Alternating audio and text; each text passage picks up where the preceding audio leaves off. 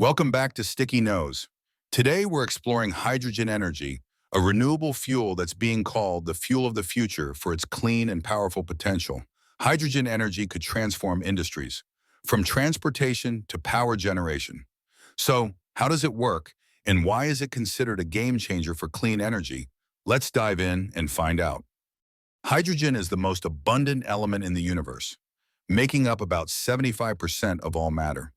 But on Earth, it's mostly found bonded with other elements, like oxygen and water. To use hydrogen as a fuel, we have to separate it, usually through a process called electrolysis. Electrolysis uses electricity to split water into hydrogen and oxygen. This clean hydrogen can then be stored, transported, and later used to produce electricity, heat, or even to fuel vehicles.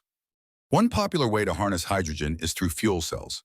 A hydrogen fuel cell works like a battery but doesn't need recharging.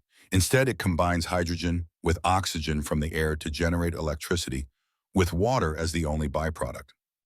Because it's so efficient and produces zero emissions, hydrogen fuel cells are gaining popularity in industries that need clean and reliable power, like transportation and heavy machinery.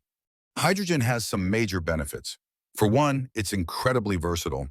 It can power cars, heat homes, and even fuel airplanes. This versatility means hydrogen could replace fossil fuels in hard-to-decarbonize areas, like heavy industry, long-haul shipping, and aviation, making it a key player in the fight against climate change. Plus, when produced using renewable energy sources, hydrogen is a zero-emission fuel. However, hydrogen isn't without its challenges. Producing hydrogen requires a lot of energy, especially when it's done through electrolysis. And although storage is possible, hydrogen is a light molecule, so it takes up more space than other fuels, making transportation tricky. To make hydrogen more sustainable, we need efficient production methods, like using surplus renewable electricity from wind or solar to power electrolysis.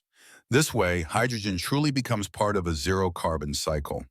Countries like Japan, Germany, and the United States are investing heavily in hydrogen research and infrastructure.